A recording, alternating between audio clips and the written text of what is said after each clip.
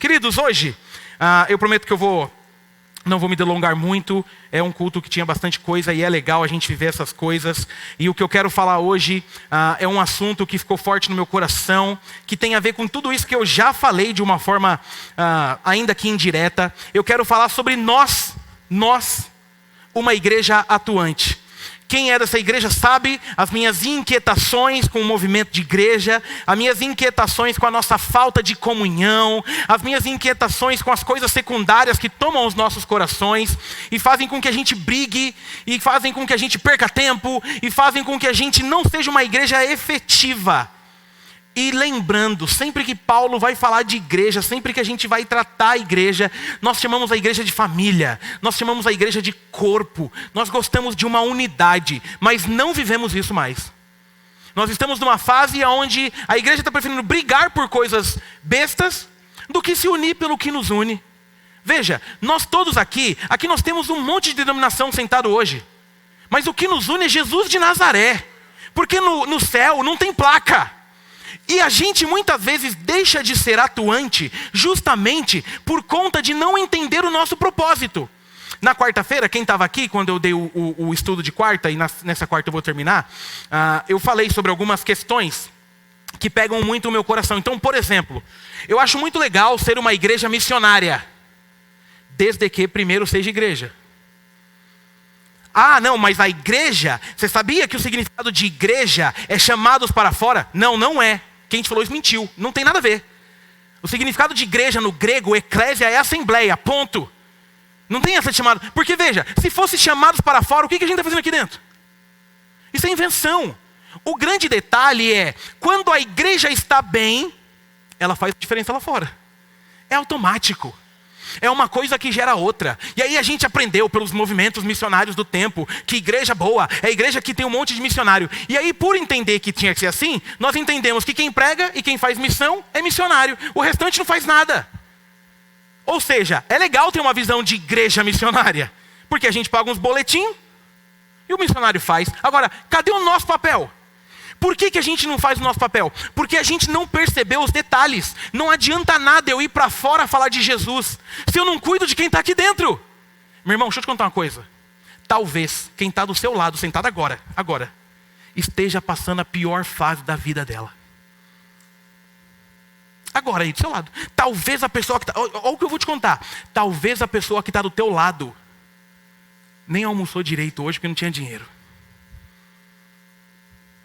E aí eu fiquei me lembrando de Paulo em Gálatas, no capítulo 6, no verso 10. Ele diz assim: então, enquanto temos tempo, façamos bem a todos, mas principalmente aos domésticos da fé. A gente vai abençoar geral? Vai, mas aqui precisa estar bom. A gente vai cuidar lá de fora? Vai, mas aqui precisa tá top.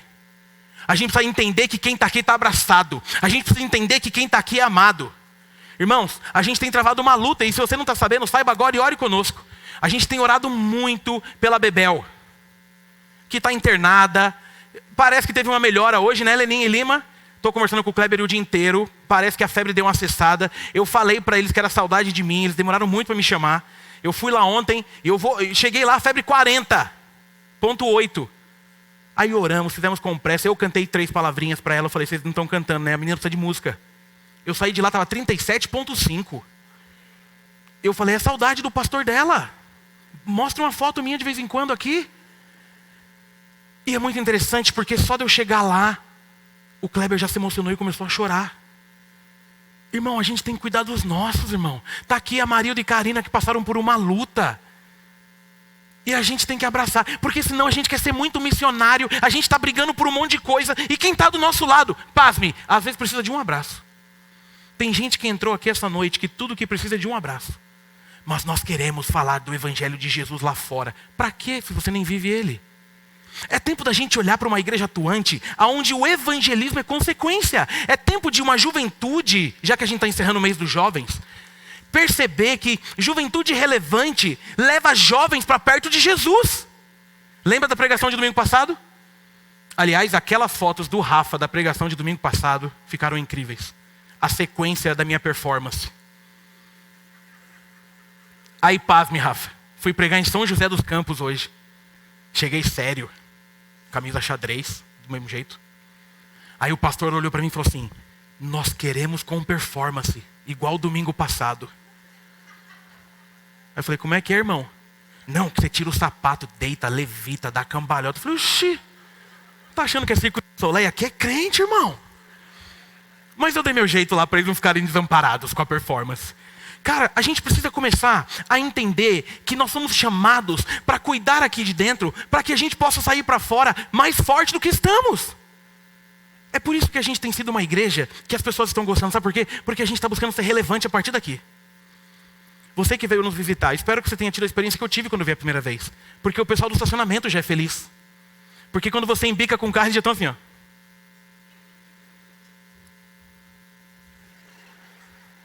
Parece um boneco de posto crente.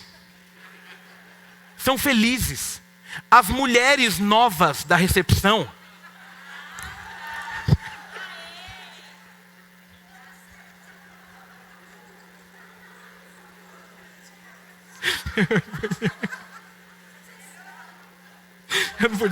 Eu não podia ter falado isso, que eu não vou aguentar agora. Outro dia, olha como essas mulheres são. Outro dia eu fui soltar, foi sem maldade. Eu falei assim: as tiazinhas da recepção, meu irmão, tô sendo maltratado até hoje. E aonde eu moro, tiazinha é mó bonito. Aí eu fui entrar na igreja, todo mundo assim pra mim: tiazinha, né? Eu, graça e paz o quê, ô gordão? Se nós é tiazinha, você é gordo. As moças da recepção, as lindas da recepção. Vocês estão empolgadinhos, hein? Vou melhorar. As novinhas da recepção. As damas da recepção. Ei, agora chega! E volta a me tratar bem domingo que vem agora. Tô brincando, mas eu tive que ouvir. Sempre sorridente. É porque a gente precisa voltar a ser igreja. Irmão, deixa eu te contar uma coisa. Tem muita gente que está entrando aqui cansado. Aqui não é lugar de trauma e de cansaço. Aqui é lugar de alegria. Olha o culto de hoje, na moral. O culto de hoje é uma prova de que eu acho muito legal que a Yasmin e a Jennifer estão com essa mania de postar os stories e colocando assim: e ainda dizem que ser crente é chato. Eu tô amando esse negócio, cara. Porque para quem não é, vai vir aqui ver se é verdade ou não. E é a gente que vai mostrar que é verdade. É ou não é? Por isso que eu falo que crente nasceu para ser feliz. Lembra o dia que eu dei esse exemplo? Você acha legal alguém te convidar para alguma coisa animado? Vamos lá na igreja? Nossa, ser crente é tão legal. A pessoa fala assim: Deus que me livre, você está morrendo em pé. Agora não é legal você falar assim: ei, sabe quem vai estar domingo na minha igreja? Quem? Batendo palmas em cima, então. Aí a pessoa fala assim: e você lá é crente? Fala: e sou feliz. É ou não é? A gente precisa entender a evidência da coisa. A gente precisa entender que sim, jovem cristão é feliz, sim ou não? Muito feliz. Sabe por quê? Porque a nossa felicidade, quando é baseada em Jesus, a gente não precisa ficar beijando um monte de boca, transando feito um retardado, bebendo e fumando. Nós precisamos de Jesus. E o restante é detalhe. E aí é muito louco. Porque, gente, eu tenho umas manias. Eu acho muito engraçado quando você chega para um jovem e fala assim: ei, não pode ir para balada, vai ler a Bíblia. É igual, irmão. Você acha mesmo que o jovem fala assim: que ideia boa, cara. Sextou. Meu irmão, você viaja. Não. Ah, então ele não tem que ler. Tem. O que eu estou te dizendo é que nós precisamos entender que no movimento da vida, nós precisamos de alguns prazeres. Aí quando a gente diz que ser crente é chato, a gente fala para o jovem não ir para o mundo e oferece o quê? Ai, mas Jesus é suficiente. Eu concordo, mas para você só Jesus não é suficiente. É bom estar numa igreja legal, é bom ser relevante, é bom ser cuidado, é bom chegar num culto como o de hoje. Sim ou não? O que nós precisamos entender é a essência da igreja de Jesus. Porque para ser uma igreja atuante, meu irmão, não é sobre frequentar um local no domingo, mas é ver o seu caráter moldado todos os dias por Jesus de Nazaré. E no domingo você se enche, cara. No domingo você transborda. No domingo você morfa Power Ranger. Você chega e... e volta para o escritório segunda-feira voando. E se brigou com a esposa na semana, pede perdão. E se brigou com o filho, e sai daqui do culto, vai para a cantina. Ou leva a tua família para comer McDonald's. Ou vai na pizzaria e vai feliz. Essa é a igreja de Jesus. Mas não, a gente está querendo oferecer para a juventude algo muito legal e divertido. A gente está cantando, leia a Bíblia e faça oração se quiser crescer. Ele já sabe, lindo. Ontem teve culto da fogueira aqui. Fiquei sabendo que foi doideira. O Alan falou assim, pastor, ninguém queria ir embora. Sabe qual é o meu pensamento? Eu vou já jogar real para vocês. Tinha que ficar aqui mesmo. Que fica até as 4 da manhã. Vai buscar lenha no meio do mato, eu quero que se dane. Faz a fogueira. Acabou a lenha, pega o jovem que dá mais trabalho e põe ele na lenha, na fogueira. Porque baseado nos amigos de Daniel não queima. Não queima. Não vai queimar. O que eu quero é isso. Eu quero é que eles sejam felizes. Eu quero que a terceira idade seja feliz. Eu quero que os casais sejam felizes. Eu quero que as mulheres sejam felizes. Que os homens, sabe por quê? Porque ser crente é muito legal. E quem fala o contrário é porque não entendeu o evangelho. Crente carrancudo só serve para encher o saco. E para ficar acusando os outros. Nós não. A gente é divertido. Então se você puder, abra sua Bíblia no livro de Romanos, capítulo 12, por favor. Romanos 12.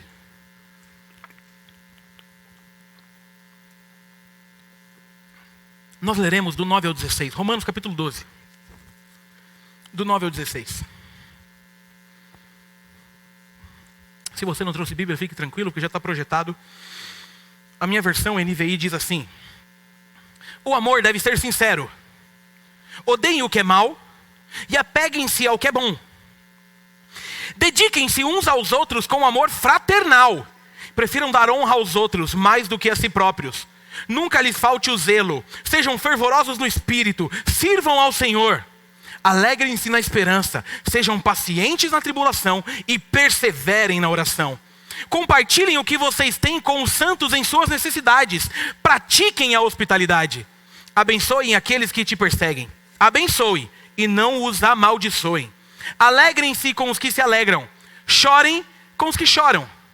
Tenham uma mesma atitude uns para com os outros. Não sejam orgulhosos, mas estejam dispostos a associar-se a pessoas de posição inferior. Não sejam sábios aos seus próprios olhos. Amém, igreja? Louvado seja o nome do Senhor pela palavra dele. Um pouquinho de contexto aqui, de conteúdo. No capítulo 12 de Romanos, do 1 ao 21, Paulo está tratando sobre o crente justificado e que precisa praticar essa justiça como um servo do corpo de Cristo.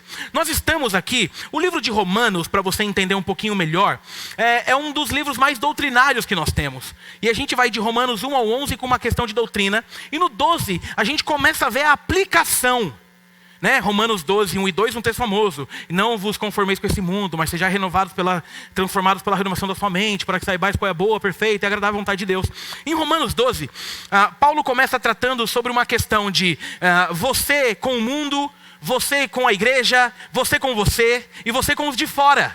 Nós estamos diante de um texto onde Paulo está enfatizando um requisito essencial para a vida do crente, que é esse movimento de viver com outros. Quando a gente segue e vai para essa perícope que nós lemos, do 9 ao 16, nós temos aqui uma exigência comunitária para os crentes, quanto à prática da justiça e estendendo esse amor a todos. Esse amor da igreja é para todos. Então a gente está diante de um texto que nos traz uma reflexão oportuna sobre o que temos feito e o que temos vivido no ambiente da relação eclesiástica, no ambiente do corpo. E é interessante, irmãos, porque nós precisamos entender. Quando eu falo aqui, eu não falo por maldade, vem para cá e tudo mais. É porque eu já disse isso para você. Eu sou tão feliz aqui, e o que é bom eu gosto de dividir, ponto. É porque eu sei. Agora, se você está feliz na sua igreja, fique lá, mas seja feliz. Porque o que Deus quer da gente é que a gente seja feliz. Sabe por quê? Porque vai vir um dia mal. Vai vir o dia ruim. Vai vir a luta. Vai vir a tribulação. Então a gente tem que estar sempre amparando o nosso coração no dia bom. Curtindo a igreja de Jesus. Eu sempre falo que a gente mede a nossa fé pela forma que a gente se arruma para ir para a igreja. Se arruma feliz? Tá tudo bem. Tá lamentando muito? Cuidado, tem alguma coisa errada. Deu a hora, faz... Tem para a igreja. Meu irmão, cuidado, liga o alerta. Agora, se quando dá hora, você vai pro banheiro, meu irmão, cantando, dançando, jogando a camisa pro alto, e culto! É porque o negócio tá legal. Seu time pode estar ganhando. E futebol eu vou falar muito pouco nos próximos momentos. relaxa. Mas a alegria de vir para o culto é maior. O que a gente tem que lutar é isso. Então eu quero extrair desse texto um jeito da gente perceber uma forma integral de ser uma igreja atuante. Então, eu vivo uma igreja atuante quando? Primeiro, quando eu vivo uma vida de amor e humildade com o outro. Olha o que diz o começo do texto do 9 ao 10. O amor deve ser sincero. Vou repetir. O amor deve ser sincero. Odeiem o que é mal e apeguem-se ao que é bom. Dediquem-se uns aos outros com amor fraternal. E prefiram dar honra aos outros mais do que a si próprios. Meu irmão, eu peguei aqui, só para você entender, a definição de amor fraternal. E nem foi em dicionário bíblico, foi dicionário de significados. Olha isso. Amor fraternal é um sentimento de carinho muito forte, de dedicação, de interesse pela figura do outro, gerando sentimentos positivos e construtivos, podendo até, em certos momentos, levar o indivíduo a fazer grandes sacrifícios que só seria capaz de fazer por ele mesmo. Amor fraternal é eu gerar sobre o outro o que eu desejo que façam por mim. O que Paulo está nos incentivando aqui é que nós não podemos deixar de lado essa questão de olhar para o outro com prioridade. Eu não sei se você percebe, mas o grande problema é quando começam as competições aqui dentro, da igreja local. Eu sou melhor, eu sou mais bonito, meu ministério é mais legal, o culto que eu lidero é mais cheio, tal. Não. O amor fraternal é assim, ó, a tua causa é minha causa. No amor fraternal, se você está triste, eu estou triste. No amor fraternal, eu vou lutar para que você sorria. E o versículo conclui dizendo assim, ó, prefira dar honra do que receber honra. Irmãos, igreja não é lugar de gente mala. É muito interessante que no mesmo livro de Romanos, no capítulo 12, no verso 3, Paulo vai dizer assim, tome cuidado para você não se achar demais. Dar honra, sabe o que é dar honra? Eu vou dar um exemplo que aconteceu agora há pouco. A Natasha e o Alan falaram assim para mim, deu certo os squeezes. Minha primeira pergunta foi, tem para todo mundo? Ou vai ser uma coisa só nossa? Ela falou, pode liberar para todo mundo, porque se faltar, a gente entrega os nossos. Ela deu de vocês sem vocês saberem. Isso é dar honra. Antes de receber honra. Dar honra é saber que se tem alguém chegando, tem dificuldade de locomoção, você ajuda. É perceber que tem gente que gosta de sentar no mesmo banco. E que mal tem? Deixa sentar lá.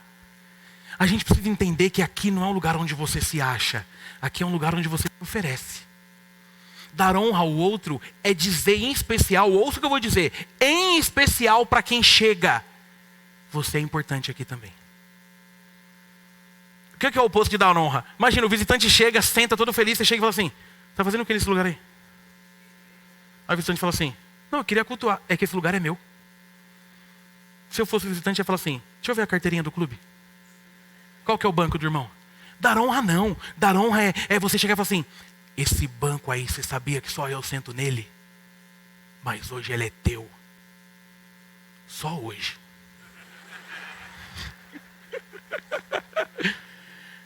Meu irmão, aqui é lugar de gentileza, aqui é lugar de simpatia, aqui é lugar de vida.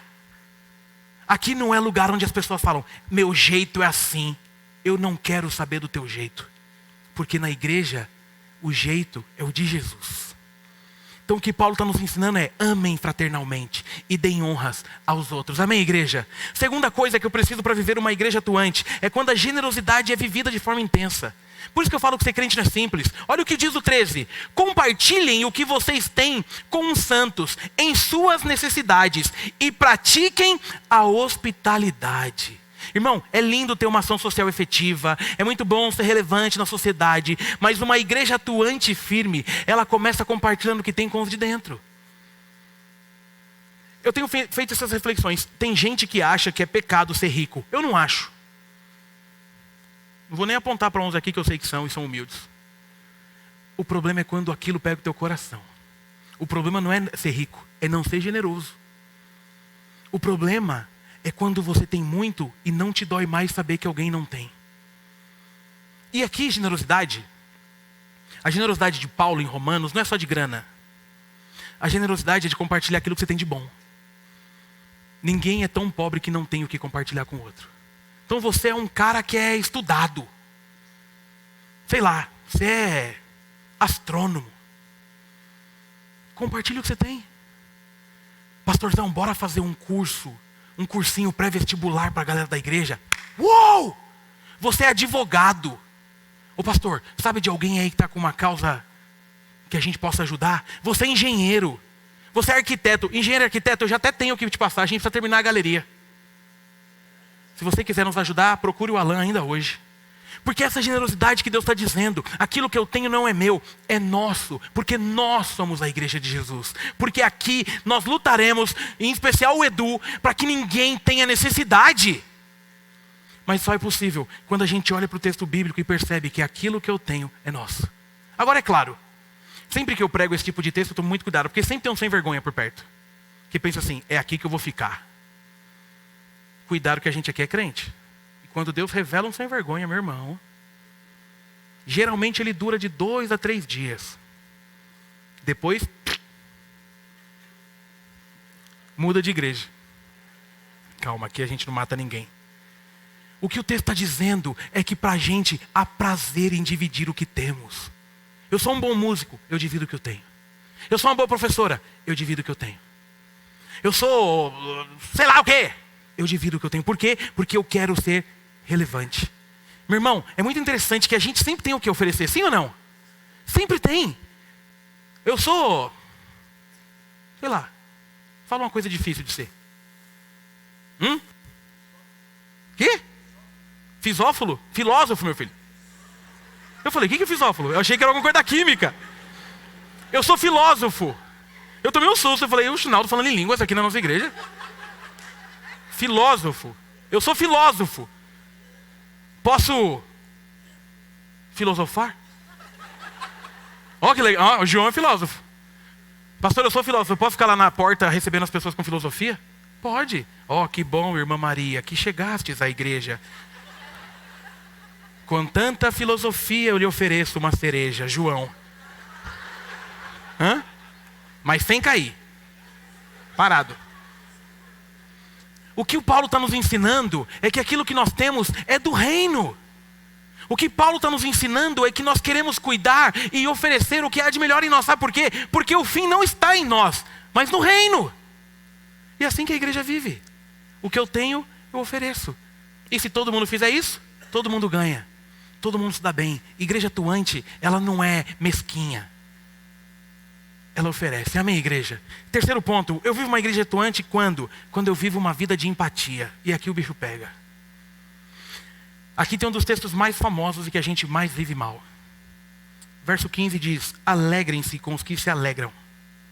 E chorem com os que choram. Meu irmão, eu amo fazer essa pesquisa.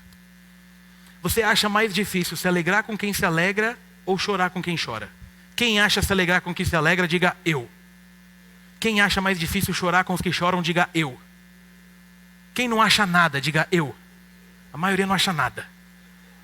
Deixa eu te explicar. Aqui o que Paulo está ensinando é que tanto a felicidade quanto a dor do outro me importa.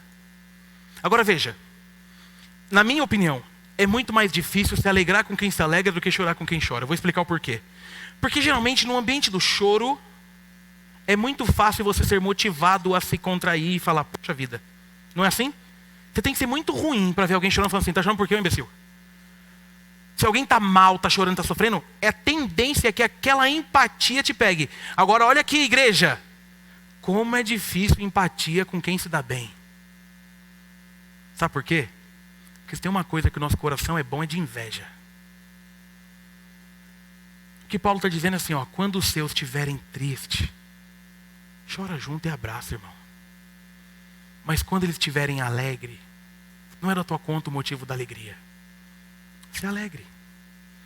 Quando ele estiver com uma conquista, celebre. E não é você que diz se a conquista vale a pena ou não. Porque a pior coisa é compartilhar uma bênção e a pessoa menosprezar, sim ou não? Eu sempre dou exemplo de carro, mas hoje eu não vou dar não. Mas imagina aí, você... Cadê o menino lá de 14 anos? Tinha uma prova difícil. Estudou. Se matou. Leu. Deixou de ficar no celular. Oh meu Deus, que sacrifício. Aí chegou e tirou 10.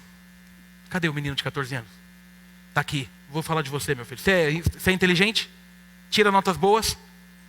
Tá mentindo?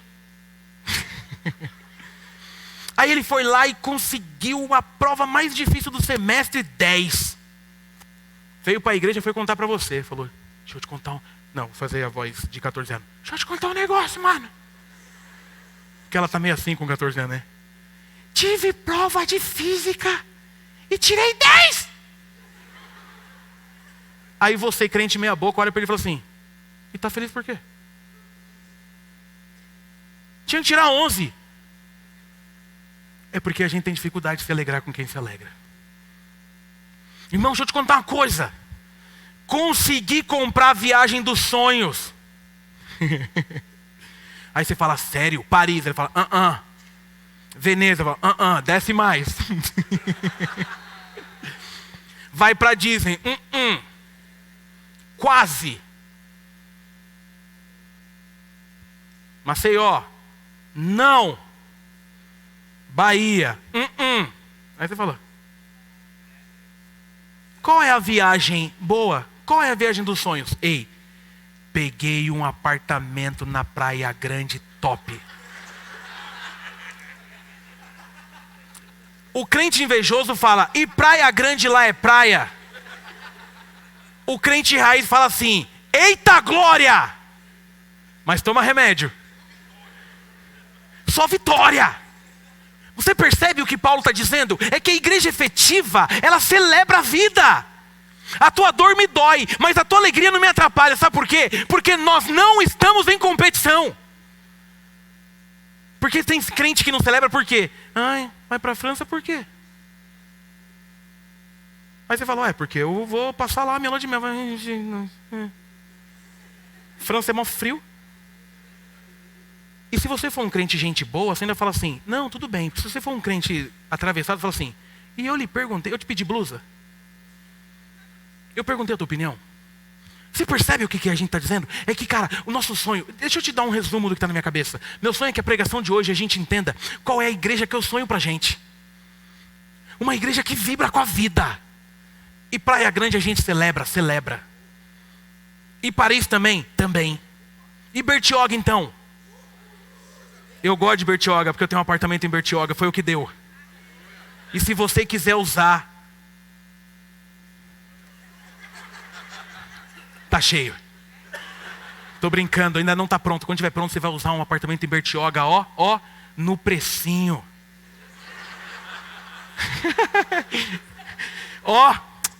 Você vai entrar num site Airbnb, vai procurar o meu nome. Tô brincando, ele é nosso. Se prepare porque em breve a gente vai ter um apartamento em Bertioga. Mas vai logo porque eu vendo rápido, geralmente. Sabe por quê? Porque a gente se alegra com a alegria do outro. Você está percebendo onde eu quero chegar? Para de ser invejoso, chato. Para de querer competir dentro da igreja de Jesus. Meu irmão, essa semana Tiago e Gisele foram viajar. Eu fiquei tão feliz. Aí você deve estar falando assim, nossa, o Tiago já chegou e tirou férias? Tirou, porque merece. Porque já vinha trabalhando, porque Gisele é bancária e trabalha muito. E tirou férias, e foram para a Olímpia se divertir. E assim que eles chegaram, eu mandei, falei, aí, já comecei a dar as dicas, falei, lá é da hora tal, e aproveita tudo. Aí eu falei pro Tiago, você chega branco desse jeito de Olímpia, meu Deus, vai pro sol, miséria. Porque a nossa alegria é saber que os nossos estão bem. Mas deixa eu te dizer uma coisa. A gente precisa parar também de fingir que não tem gente chorando do nosso lado. Irmão, quando você vê alguém triste, se preocupe como Jesus se preocuparia. Quando você vê que o semblante de alguém está mal, está caído, seja o abraço de Jesus, cara. Nós não estamos mais gastando tempo com a pergunta, como você está? Eu sempre digo isso, a gente está tão no automático que a gente só se cumprimenta dizendo, e aí, tudo bem? Eu estou bem, e você? Mas não é possível que todo mundo esteja bem. Mas por que a gente não fala mais a verdade? Porque quando a gente diz que não está bem, a pessoa não sabe nem responder. A gente já vai no automático, bem em você. Mas quando a pessoa fala não, você fala... Cara, é tempo de uma igreja que quando alguém não está bem, a gente vai ali na sala, vai no canto e ora. Ou a gente pergunta, o que está acontecendo? Deixa eu dizer uma coisa, está faltando ouvidos no mundo. Tem gente que só está precisando desabafar. Chorar com os que choram é dizer, o teu problema é o meu problema. E a gente vai junto nessa luta. Porque isso que é ser igreja. Sabe por quê? Lá fora, eles já estão apanhando demais. Lá fora já está muito difícil. Sim ou não, igreja? Está muito difícil. Na empresa a gente é número. Na faculdade a gente é zoado. Na vida está puxada. É doença, é boleto, é dívida, é não sei o quê. Aqui é o lugar de refrigério. É com a igreja de Jesus que meu coração consegue se rasgar e falar toda a verdade. Meu irmão, a tua depressão me preocupa. A tua ansiedade me preocupa. A tua síndrome do pânico me preocupa. E a gente vai orar junto em nome de Jesus. E já se prepara, porque eu já avisei o Kleber. A gente vai fazer festa para Bebel quando ela estiver alta, em nome de Jesus. Porque enquanto eles estão sofrendo lá, a gente sofre também. Porque saber que Leninha, que Lima estão mal, nos deixam mal também. Porque essa é a igreja que Deus quer. A gente dança junto no Templo Soul, mas a gente também visita no hospital e abraça. Amém, igreja? Nós somos chamados para ser empáticos. E aqui a dica final. Não menospreze a dor de ninguém, tá bom? De ninguém. Se falou que está mal pelo assunto, está mal e não é da tua conta. E ponto. Para de falar que a dor do outro é frescura, porque só sabe a dor que sente quem tem. E ponto. Então se a pessoa está confessando, está desabafando, ore e não menospreze. Pais, ouçam o que eu vou te dizer, pais. Mês da juventude, ouçam o que eu vou te dizer. Para de falar que o problema do teu filho é frescura, porque amanhã vai ser tarde, pai. Porque quando você tinha a idade dele, você fazia a mesma coisa, mas esqueceu. Jovem é tudo rebelde, verdade, você também era. Eu também era. Você queria ser emo quando você era jovem, tá falando mal do menino? Você tinha a franjinha caída e passava lápis preto no olho e ficava com cara de... A vida não tem graça. E vem falar, a gente era também. Era ou não era? Agora tem um monte de gente abaixando a cabeça falando, meu Deus, ele viu alguma foto minha. Não, eu chutei. Você queria fumar maconha escondido. Você queria ficar beijando as menininhas. Você não queria vir pro culto. Agora cuida do teu, meu filho. Aí ele vai dizer que tem alguma coisa. Ah, é frescura. Frescura no escambau, ele tá mal. Ele está mal porque ele é feio. Aliás, hoje o Orlando usou uma expressão, eu amei. Eu vim assistindo o culto na estrada, ele falou, talvez o irmão tenha um déficit de beleza.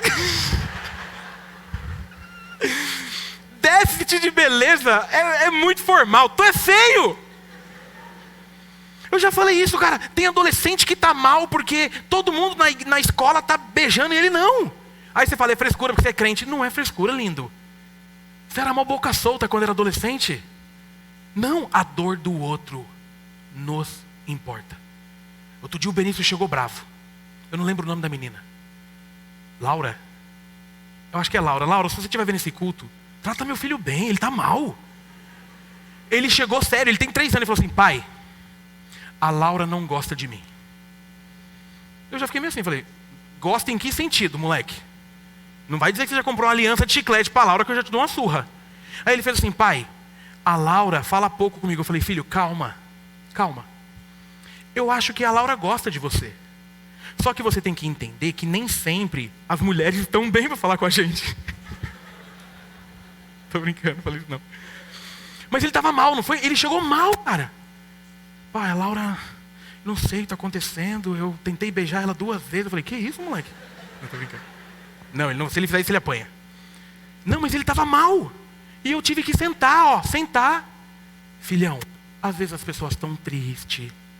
Às vezes a Laura não teve um dia bom. Tenha calma. Porque eu poderia falar assim, para de frescura. E desenvolver nele um senso de que a dor que eu tenho é frescura para o meu pai. Amanhã, quando ele tiver com um grande dilema na vida, por que eu vou contar para o meu pai se é frescura? Não. Com 3 anos a gente senta aqui, ó. Fala, filhão. Aí eu sei curar meu filho. A Laura vai te tratar bem amanhã, tá tudo certo. Quer comer alguma coisa? Ele, quero, pai. A Laura sumiu. Eu falei, você vai comer alguma coisa e vai tocar bateria. Quem é Laura? Percebe o que eu estou te dizendo? É tempo de ter o ouvido um pouco mais aberto. Ou a expressão que está na moda, né? É tempo de deixar o coração do outro mais quentinho. Tá todo mundo falando isso, deve ter alguma nova invenção que eu não sei, porque eu estou ficando velho. Mas um monte de gente mandando. Hoje eu terminei de pregar, uma senhorinha falou assim, você deixou meu coração tão quentinho. Eu falei, oh, meu Deus. Se eu tivesse um viveiro, eu colocava a senhora dentro e criava. Ô velhinha bonita. Criava, de tão bonita que ela era. Imagina todo dia, cadê? Porque as pessoas já estão sofrendo lá fora. E a última coisa, eu vivo uma igreja relevante quando eu cuido de todos, independente da condição e da posição social. Está na Bíblia. Não sou eu que estou dizendo. Aqui, 16. Tenham uma mesma atitude uns para com os outros. Não sejam orgulhosos, mas estejam dispostos a associar-se às pessoas de posição inferior. Não sejam sábios aos seus próprios olhos.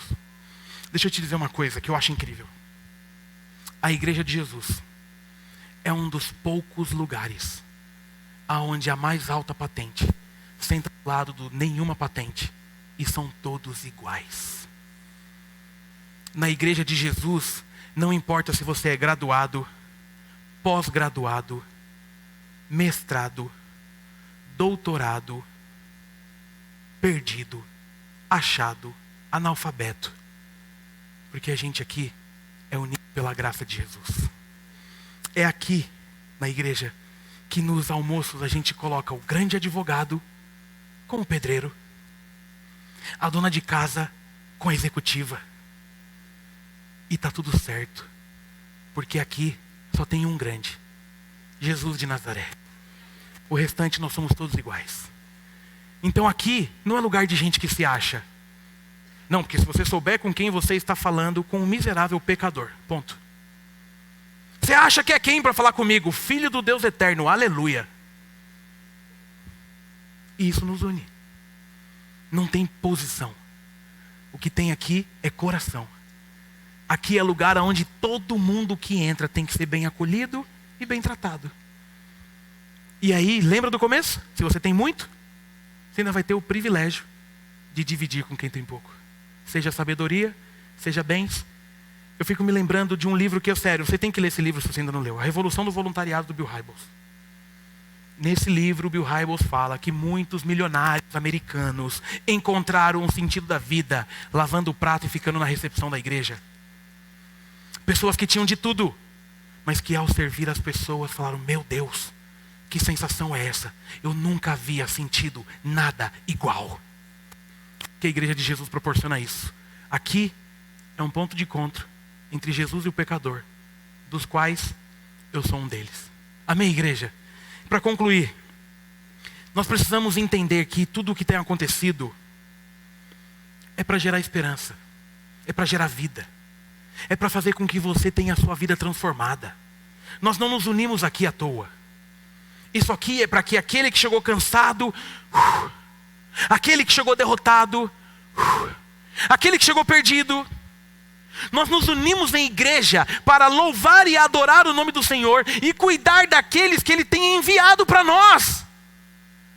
Porque talvez você esteja arrebentado, não aguenta mais sofrer, não aguenta mais se dar mal. Mas deixa eu te dizer uma coisa, você acabou de chegar num lugar que tem um monte de gente querendo te abraçar e cuidar de você. Sim ou não, PBG? Sim. E talvez você diga assim: pastor, mas eu estou frequentando aqui e ainda não estou percebendo isso. Me procure. Porque a gente vai corrigir a rota todos os dias. Tem uma frase que eu amo, que é uma frase do Rodrigo Soeiro. E ele diz: todo domingo é o primeiro domingo de alguém numa igreja. Portanto, dê sempre o seu melhor, para que aqueles que estão chegando sejam abraçados. Você já está sofrendo lá fora, você está triste lá fora. Irmãos, eu estava me lembrando de duas histórias hoje no carro, porque a vantagem de pegar a estrada, eu gosto muito.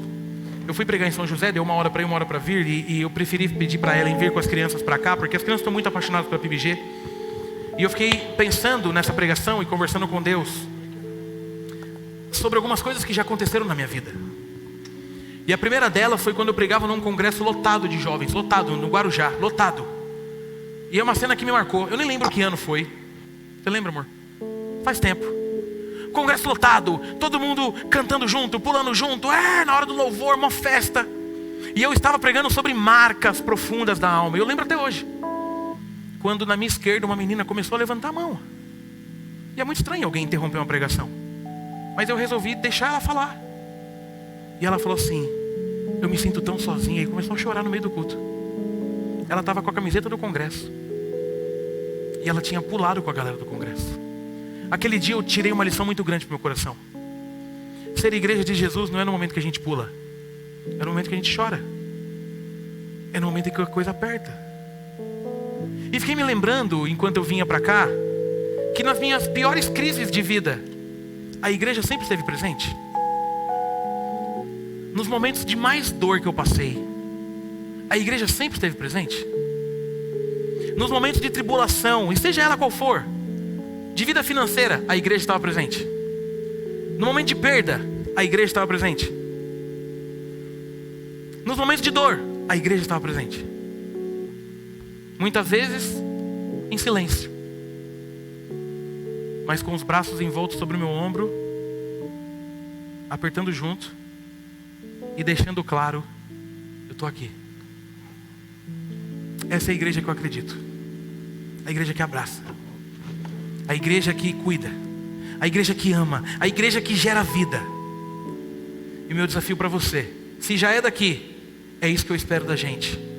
Se não é daqui, é isso que a gente quer ser aqui dentro. Uma igreja que cuida, que ama, que alimenta, que gera vida, que se alegra, que chora. A gente podia fazer um movimento hoje, né? Quem é daqui dessa igreja? Pedir para a Leninha, para o Lima, para a Dani o telefone do Kleber, o telefone da Dani, e encher eles de mensagem essa noite dizendo: estou orando por você. Mas só faça isso se for orar de verdade. E as outras pessoas que estão passando por isso também, a gente poderia fazer esse movimento. A partir de agora, quando um dos nossos precisar, vai ser inundado no amor. A partir de agora, quando um dos nossos for internado, o hospital vai ver com quem está mexendo. Irmãos, ontem eu saí do hospital meia-noite e pouco, com o coração assim, aliviado pelo que eu vi, mas enquanto pai, preocupado, porque quem é pai sabe, ver uma filha internada ninguém merece. E eu estava lá, na hora que a pequena Bebel foi levada para a UTI. Eu estava no momento. E aí eu vi a atenção dos pais. E é evidente que eu não poderia seguir com eles por esse momento. Mas eu olhei para o Kleber e falei assim: eu não vou embora, eu estou lá no térreo. Aí eu ofereci a carona para a Dani porque ela queria vir dirigindo. Você não vai dirigindo, você está acabada, você está com sono. E falei: só que eu estou no térreo. Enquanto vocês sobem para a UTI, eu estou no térreo. E eu só vou sair daqui quando tudo estiver em ordem. Sentei lá no térreo, tinha uma cafeteria aberta lá. Peguei um café, mandei para Ellen, está tudo sob controle. Mandei para a Leninha e para o Lima. E só saí de lá quando acabou todo o processo. E vou te dizer uma coisa: eu não fiz mais do que a minha obrigação. E não como pastor, como um crente em Jesus. Não espere ser pastor para cuidar de gente. São muitas pessoas precisando ser abraçadas. Sabe quando? Hoje. Amém, igreja? Você pode fechar os seus olhos? Eu queria orar por você nessa noite.